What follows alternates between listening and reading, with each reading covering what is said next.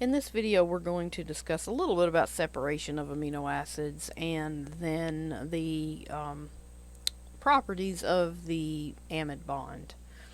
Okay, so a Russian botanist, Mikhail Zvet, first separated colorful plant pigments by chromatography. He used paper chromatography to separate the dyes in leaves to get that fall leaf color. So many chromatographic methods exist for separation of amino acid mixtures. So you can use thin layer chromatography just by putting, and in fact, we normally do this in the lab. So just by making a little TLC plate, and you can spot some amino acid mixtures on there, and as the solvent carries that mixture up the plate, you're going to get separation of those spots into their various amino acids according to the affinity of the amino acids for the plate versus the liquid mixture. And so also there's ion exchange chromatography, which works by running a liquid through a column. So your sample is injected and carried by a liquid, okay, through a column. And ionic exchange means that your stationary phase actually has some ionic species in it that may interact with your amino acids in order to cause separation. And also HPLC, or high performance liquid chromatography, can separate amino acids as well by a similar way, just running those through a column.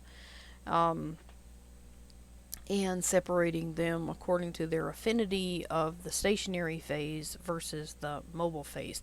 The mobile phase is the solvent that you use to carry these sample through the column, and the stationary phase is the packing that is in the column. So just like with a TLC plate, which you did in organic chemistry, if you push your sample through the column, let's do our sample in a different color. Let's say our sample is, we got some red, we got some blue, and they could be mixed together, but as they go through the column, the affinity of the individual sample components of the sample for the stationary phase, in other words, how attracted they are to the stationary phase, which is the solid packing, versus the mobile phase, which is the carrier liquid, is going to effect a separation of that sample, because if they're more attracted to the mobile phase, then they're going to travel faster. If they're more attracted to the stationary phase, they're going to travel slower, but generally the sample is going to stick together with like molecules, and so it'll be separated into peaks, which will give you a spectrum of peaks where your sample is different peaks. And so if you're doing something like HPLC, you can collect that in little fraction containers. If you know when your peaks are coming out, you can get the pure sample collected into the fractions. So here's an example of that. We've got our HPLC separation of these PTH functionalized amino acids, and so we've got different amino acids coming off as peaks in the spectrum. So we've got elution time versus absorbance, and we're using UV to visualize our amino acids. And so we can see the absorbance versus the time it takes for them to come off. So moving on, what is the fundamental structure pattern for proteins? So proteins are unbranched polymers of amino acids. They're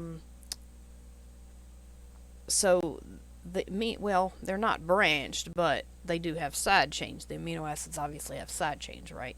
So the amino acids join head to tail through the formation of covalent peptide bonds.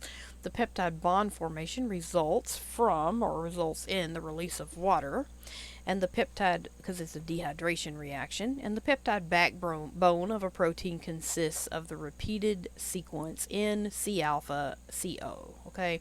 Where N is the amide nitrogen, C alpha is the alpha carbon, and CO is the carbonyl carbon of the amino acid. Okay, so if we take amino acid 1 with its R group and join it to amino acid 2 with its R group, okay, so we're going to join the nitrogen here to the carbonyl carbon oxygen, okay, and that's going to form the peptide bond. Okay, this is our peptide bond here. Okay, so what did we do? We pulled off 2 of these hydrogens and we pulled off this oxygen, so we've eliminated water. That's essentially what we've done, right? I mean, that may not be the actual, doesn't reflect the mechanism, but that's what we did. So we get water out. And this is called a dipeptide because we have 2 amino acids in the bond. You can identify that because you have R1 and R2.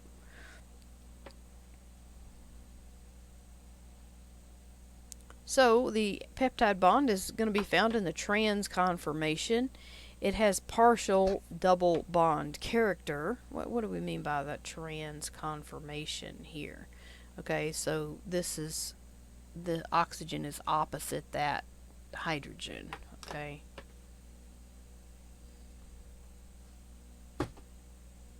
Has partial double bond character, and that means that it doesn't rotate about that bond. Okay, the N is partially positive, the O is partially negative, and it has a bond length of about 0.133 nanometers, shorter than a typical single bond but longer than a double bond, indicating that it has partial double bond character.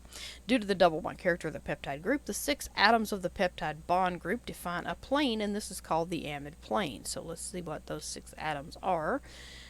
We've got 1, 2, 3, 4, 5, 6. So let's go ahead and circle that. Let me zoom out a little bit. There we go. That's better. Alright, so here's our amide bond. Okay, this is our amide bond. That's our amide group, okay? But also within that plane lies these other 2 alpha carbons. So all 6 of these atoms define a plane, and that's going to help determine the overall configuration of the protein. Okay?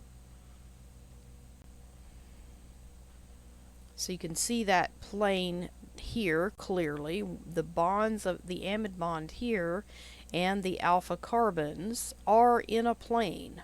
Okay? And this prevents free rotation about that carbon-nitrogen bond because it has partial double bond character.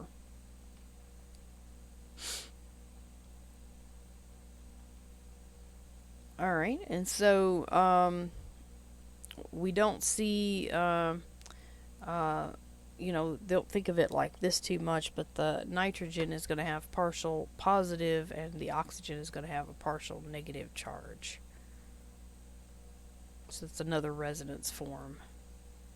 So here's that drawn as partial positive and partial negative.